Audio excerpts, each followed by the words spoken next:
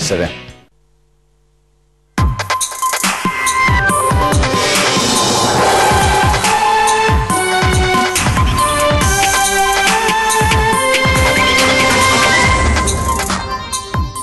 Fuga dal Veneto, oggi il Senato ha detto sì al passaggio di Sappada dal Veneto al Friuli Venezia Giulia 10 anni dopo il referendum, ora la parola passa alla Camera.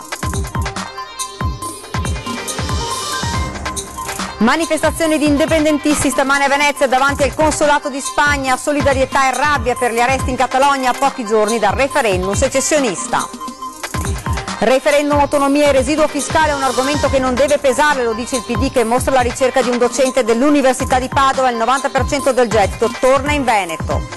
Tragedia della Solfatara, sabato pomeriggio nella chiesa di Fossalta, l'addio alla famiglia Carrer, domani sera il ritorno delle salme, il comune apre un conto corrente per il bimbo di 7 anni sopravvissuto al dramma.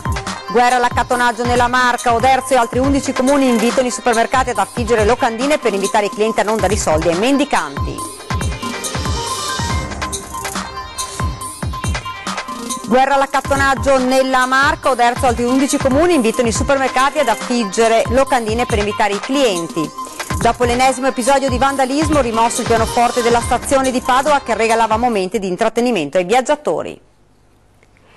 Ben ritrovati, seconda edizione regionale dei notiziari di Antenna 3 Nord-Est, lo avete sentito dai titoli, istanze autonomiste in primo piano. Oggi il Senato ha detto sì al passaggio di Sappada dal Veneto al Friuli Venezia Giulia 10 anni dopo il referendum, ora la parola passa alla Camera.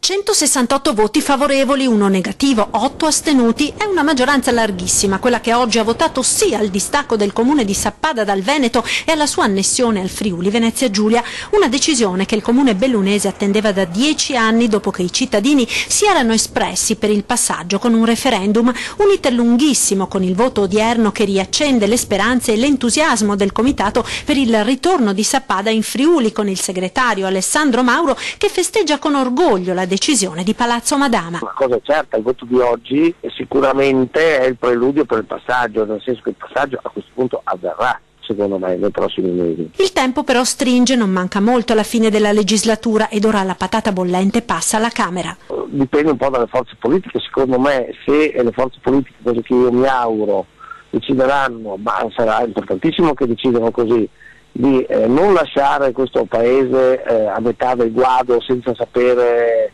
se è friulano o se è veneto, quindi è necessario che adesso la politica assuma la responsabilità di questo voto e decida quanto prima alla Camera. Ci sperano e ci credono i comitati, più cauto il sindaco Manuel Piller-Hoffer. Il voto c'è stato, è un primo passo diciamo, dal punto di vista parlamentare, sappiamo che adesso c'è il passaggio alla Camera. Come amministrazione rimaniamo ovviamente molto cauti perché sono passati 10 anni per arrivare qui e non vorremmo che fosse un passo avanti di facciata per poi abbandonare la cosa e lasciarla lì magari altri 10 anni.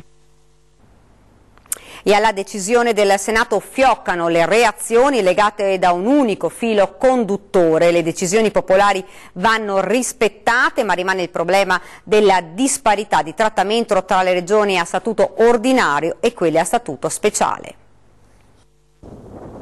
Un piccolo comune montano di confine che diventa il simbolo della battaglia autonomista, la decisione del Senato su Sappada arriva forse non a caso a ridosso del referendum del 22 ottobre, nel quale i veneti sono chiamati ad esprimersi sull'autonomia regionale, ma per i bellunesi la votazione sarà doppia e potranno dire la propria sulla richiesta di assegnare maggiore autonomia alla provincia di Belluno rispetto al Veneto. Il segnale è chiaro e fioccano le reazioni, a partire dai governatori delle due regioni, Veneto e Friuli Venezia Giulia. Da federalista e autonomista impenitente dico che se qualcuno chiede di andare via è giusto rispettare le scelte del popolo, no? Vediamo cosa sta accadendo in Catalogna.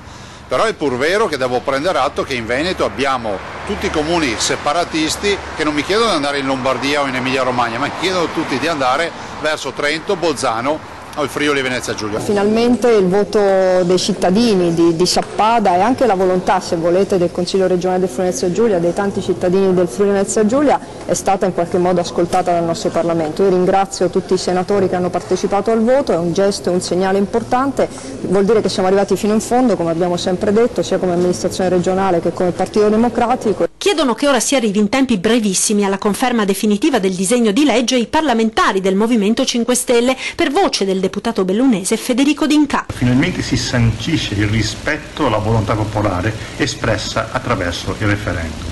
Bene, adesso è il momento che il PD non si tiri indietro e che non insabbi alla Camera il secondo voto. È un sì doveroso ma doloroso, commenta il senatore di Forza Italia Giovanni Piccoli. Il voto di oggi è una sconfitta politica di tutti, perché attesta che in questo paese ci continuano ad essere cittadini di serie A e di serie B. La maggioranza della popolazione di Sappada si è espressa a favore del passaggio e i pareri di Veneto e Friuli sono stati favorevoli. Il Parlamento non può non prendere atto di questo doppio via libera popolare ed istituzionale, rileva il senatore azzurro. Il voto su Sappada però va oltre Sappada, lasciando aperto il problema delle disparità di trattamento tra regioni a statuto speciale e regioni a statuto ordinario. L'onda lunga della repressione del governo contro gli indipendentisti catalani arriva anche a Venezia. Serenissima protesta sotto il consolato spagnolo in nome della libertà di tutti i popoli. Democrazia! Democrazia!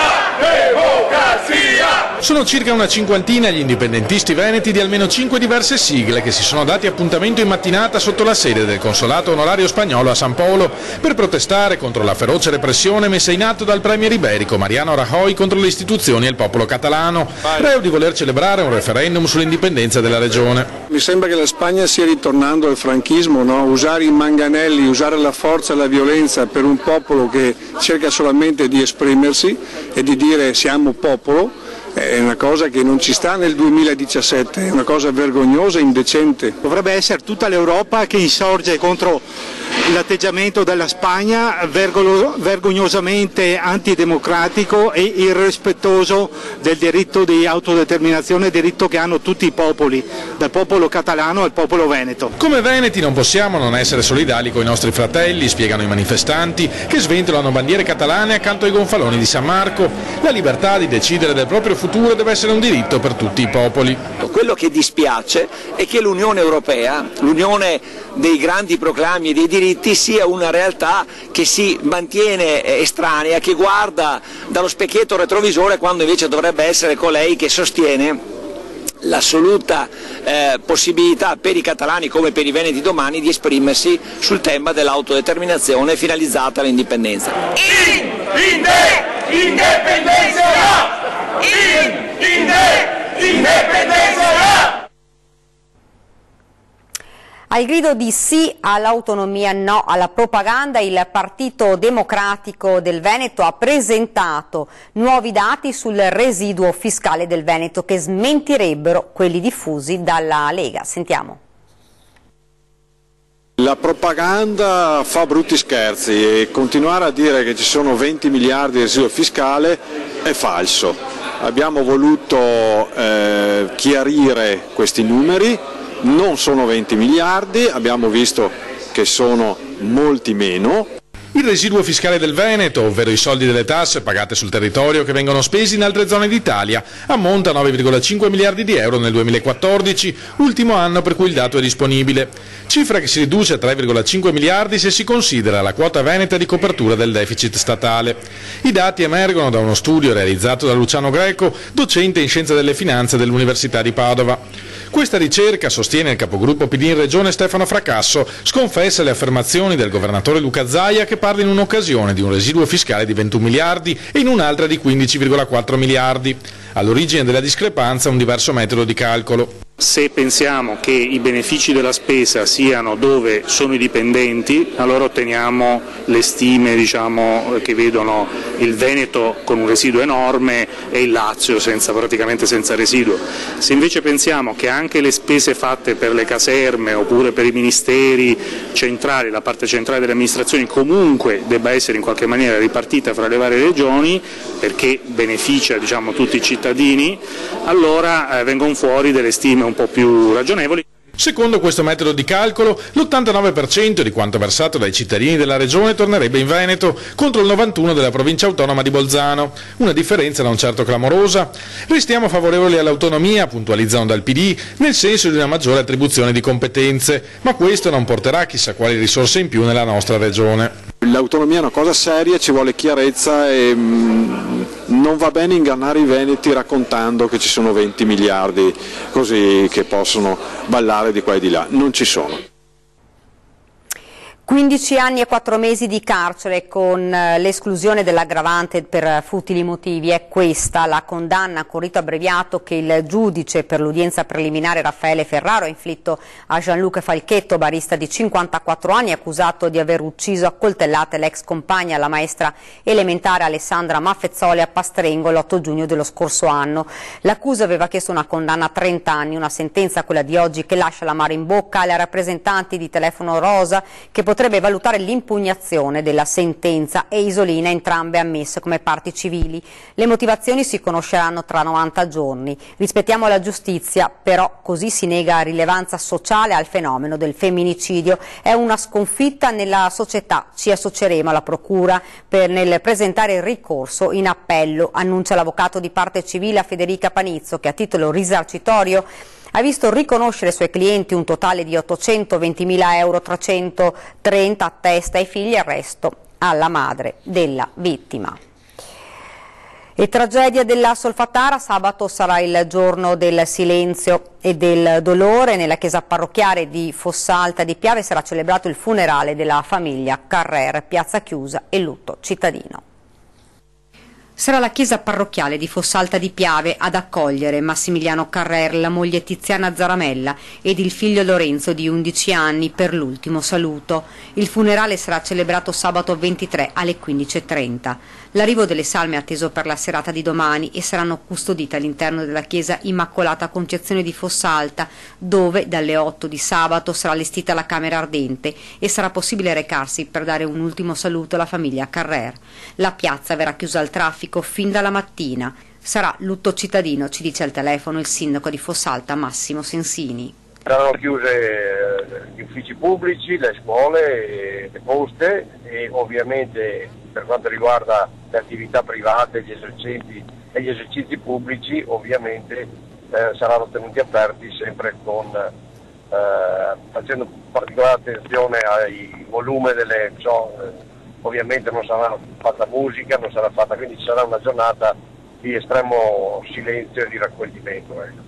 I familiari, l'amministrazione comunale e il paese intero, tutti si sono stretti attorno al bambino per cercare di fargli superare questo drammatico momento. Presto verrà aperto un conto corrente. L'intenzione è nei prossimi giorni di aprire un conto corrente su cui chi vorrà, quindi non è una raccolta fondi, ma chi vorrà eventualmente depositare o far intervenire il proprio bonifico su un conto corrente dedicato proprio ad Alessio, che è il superstite della famiglia. Intanto questa sera a Pozzuoli verranno concluse le autopsie iniziate ieri sui corpi dei 3 componenti della famiglia, dopo che i magistrati della Procura di Napoli avevano dato mandato ai medici legali del secondo policlinico di procedere per accertare le cause del decesso del ragazzo e dei suoi genitori. Subito dopo le 3 bare partiranno per tornare nella cittadina veneziana. Il trasferimento delle salme è stato organizzato dal comune di Pozzuoli, che si è assunto l'incarico del trasporto. Intanto, sul fronte giudiziario, l'amministratore unico della società privata che gestisce la Solfatara di Pozzuoli è iscritto nel registro degli indagati con l'accusa di omicidio colposo plurimo. Questione PFAS, botta e risposta a distanza tra Ministero della Salute e Regione Veneto. Il Ministero dice no alla fissazione di limiti nazionali e la Regione replica: li metteremo noi.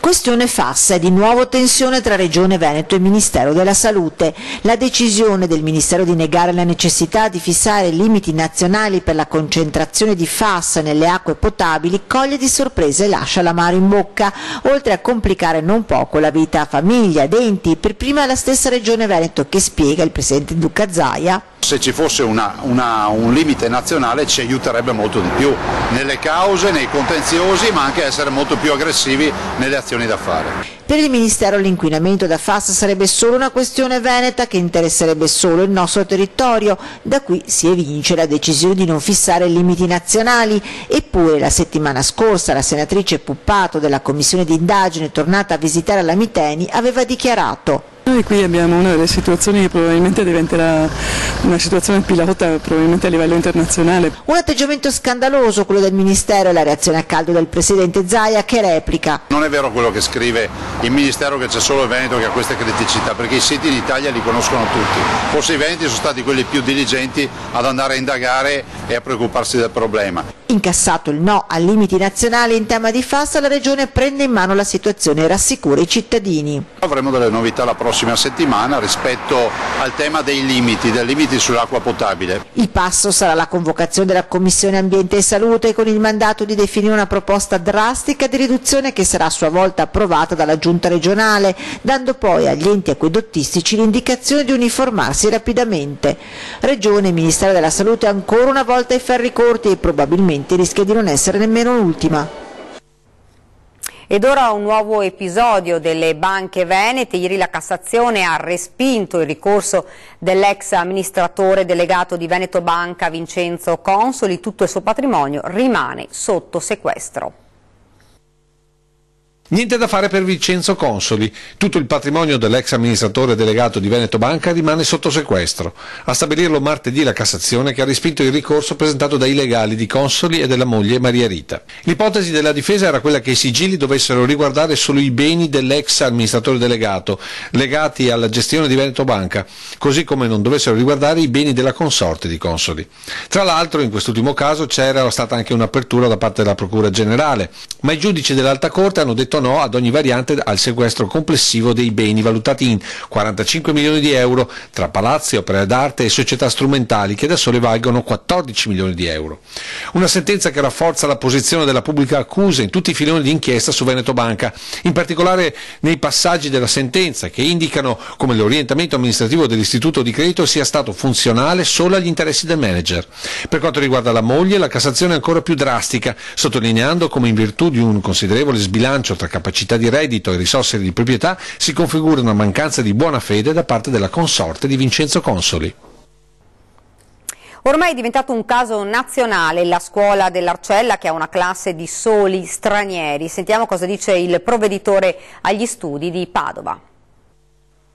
La classe è formata da soli bimbi stranieri alla scuola Rosmini dell'Arcella è ormai diventato un caso nazionale. Mentre la Regione ha fatto sapere che manderà gli ispettori, il provveditorato annuncia che verranno messi in campo tutti gli strumenti affinché ci sia integrazione, così il dirigente Andrea Bergamo. Sono tutti bambini nati in Italia, da genitori che lavorano da molti anni in Italia, che parlano perfettamente l'italiano, parlano anche perfettamente il dialetto, e quindi adesso sta a noi attuare un programma di integrazione facendo in maniera che questi bambini che hanno il diritto di stare a scuola e i loro genitori hanno l'obbligo di iscrizione possano godere del massimo che la scuola italiana può dare.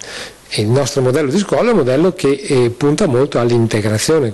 Si lavorerà sulla facilitazione linguistica e il contatto con i bambini italiani attraverso progetti extra. In campo ci sono anche i fondi ministeriali che potrebbero essere impiegati. Alla Rosmini solo le famiglie straniere hanno deciso di iscrivere i figli alla classe prima. Gran parte delle famiglie italiane pare invece abbia scelto altri istituti. Questo è un dato che a me non è dato sapere, nel senso che la libertà di iscrizione è abbastanza libera e evidentemente alcuni genitori hanno pensato di spostare i loro bambini, però noi ci fissiamo, noi siamo una scuola di Stato, la scuola di Stato accoglie tutti. Il provveditore ha detto che per garantire sostegno agli insegnanti verrà coinvolto anche il coordinamento Grande Scuola Arcella, creato giusto un anno fa per dare risposta al quartiere più popoloso e multietnico di Padova. Coinvolgeremo anche il coordinamento, questo Grande Scuola Arcella, perché possa aiutare anche in questo caso la Rosmini a non essere isolata e a non sentirsi solo in un quartiere dove ci sono altre realtà, altri istituti che possono dare sicuramente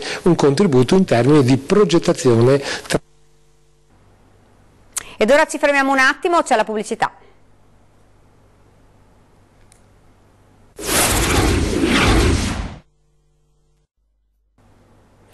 Rieccoci in studio con l'edizione veneta dei nostri notiziari. Dalla cartolina il retro del foglietto della parrocchia che ogni settimana raggiunge i fedeli, Don Marco Scatolon, parroco di Russega, dà una tirata d'orecchie alla comunità, pochi nati, rinforzi dai marocchini o dai paesi dell'est. Papa Francesco non sarebbe orgoglioso di voi.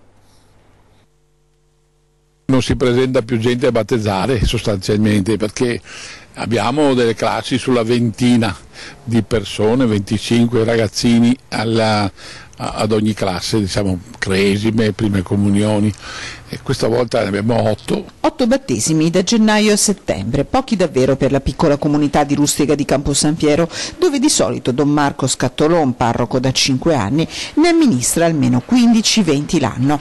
Un dato anagrafico che ha spinto il sacerdote ad affidare la cartolina che ogni settimana spedisce nel retro del foglietto parrocchiale una riflessione amara. Pochi nati o forse pochi figli di cristiani, rinforzi arrivano da marocchini o dall'est Europa, scrive il parroco, che sorridendo aggiunge: si sono presentati precipitati 2 stamattina dicendo: guarda che siamo che noi entro la fine dell'anno che battezziamo, vuol dire che insomma c'è qualcun altro disperso, ma uno al mese è piccolino, troppo povero per noi. Una riflessione che si allarga: un bambino su 4 è figlio unico in Italia, sofferente della sindrome del 4-2-1, scrive il sacerdote, ovvero 4 nonni, 2 genitori, una cameretta in solitudine. Molto diversa la situazione ai suoi tempi, una famiglia patriarcale, 10 campi di terra, 7 figli da crescere, racconta Don Marco. Una volta i figli erano una ricchezza, adesso sono un problema, e in parte è anche vero che ci sono molte più spese, però insomma ci vuole anche coraggio, perché altrimenti parliamo tanto di Europa, ma l'Europa se va avanti così l'Africa raddoppierà i suoi abitanti e noi diminuiamo quelli che abbiamo. Diviso il paese, tanti appoggiano Don Marco, altri lo contestano. Qualcuno condivide, anzi quelli di una certa età, perché ovviamente vengono da famiglie numerose come la mia, e qualcuno dei giovani dice: sa, ma lei non si rende conto che oggi ci sono tante difficoltà e tante spese. È anche vero.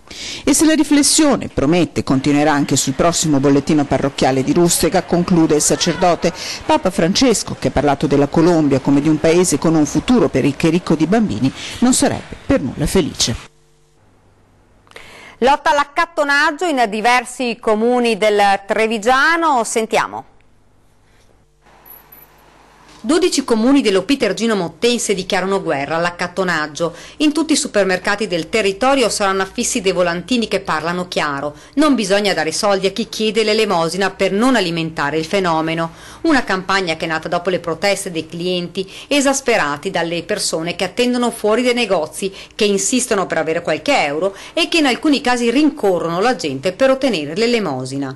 Non solo, ma i mendicanti stanno creando anche non pochi problemi agli stessi commercianti che quotidianamente devono sentire le lamentele dei clienti. Fra l'altro alcune commesse hanno tentato di allontanarli ma senza ottenere nessun risultato. Questa, spiega il sindaco di Oderzo Maria Scardellato, è una prima iniziativa ma non sarà l'unica. Vogliamo agire su 2 fronti. Uno è quello dal punto di vista della repressione del fenomeno, e l'altro invece è il convincimento verso i cittadini a non dare i soldi alle persone che chiedono, perché molto spesso questi sono vittime di racket, oppure altri invece vanno a giocarseli alle macchinette, alle slot machine. Innanzitutto con i vigili urbani scatteranno veri e propri blitz per identificare i mendicanti, anche se il sindaco aggiunge non è facile perché alla vista della polizia scappano. Non solo, ma se chi chiede l'elemosina risulta essere fra i richiedenti asilo ospiti della caserma, verrà severamente ripreso dal gestore rischiando di perdere i requisiti di richiedente asilo. Abbiamo chiesto alla società che li gestisce di aiutarci nell'identificazione di queste persone e nel dire che questa cosa non si deve fare. Se sono poi altre persone che vengono da fuori, ovviamente bisognerà di volta in volta riuscire a riconoscerle, ma dico, la maggiore efficacia si ottiene se la gente non dà il soldo. È importante, dice il sindaco, che i cittadini collaborino con noi. Purtroppo alla fine hanno vinto i vandali dopo l'ennesimo episodio, rimosso il pianoforte della stazione che regalava momenti di intrattenimento ai viaggiatori. Dopo 2 anni il pianoforte, che era stato messo in stazione gratuitamente per far suonare i viaggiatori di passaggio, è stato rimosso, non suonerà più.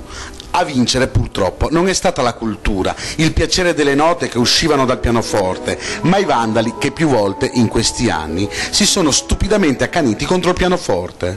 Un piano che valeva ben 30.000 euro. L'ultimo episodio 2 settimane fa ha superato ogni limite. Sono stati rotti il sedile, la parte sopra i tasti, una gamba e anche il palo di sostegno. Un danno di circa 3.000 euro, così l'imprenditore che aveva donato il pianoforte, dopo averlo portato in laboratorio per ripararlo, sta valutando di non riposizionarlo mai più nell'androne della stazione. Un peccato davvero, perché purtroppo ad avere la meglio è stato chi non rispetta le regole, che ha strappato alla stazione un angolo di pace da dove provenivano melodie talvolta allegre, talvolta malinconiche, ma sempre piacevoli e spettacolari.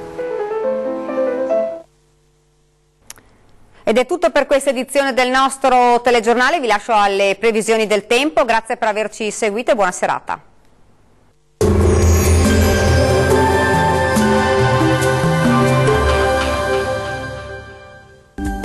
Sulle nostre regioni sarà una splendida giornata caratterizzata dal sole, vediamo il dettaglio.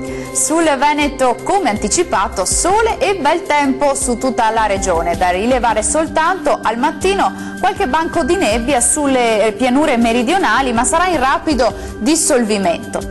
Le temperature massime risultano essere in leggero aumento sui 19-24 gradi, minime tra 7 e 13 gradi circa. Spostiamoci ora a vedere la situazione del Friuli Venezia Giulia. Prosegue il tempo asciutto e soleggiato ovunque, il cielo sarà sereno o al massimo poco nuvoloso.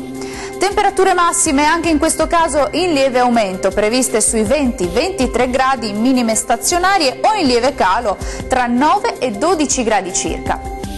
Concludiamo con uno sguardo alla situazione del tempo del Trentino Alto Adige. Anche qui sarà soleggiato e stabile, qualche addensamento sui settori alpini ma senza altre conseguenze. Temperature massime in ulteriore locale aumento sui 24-27 gradi, minime fresche sui 6-8 gradi circa. Il mare sarà generalmente calmo, i venti deboli e occidentali. Bene, dal meteo è tutto, arrivederci al prossimo aggiornamento.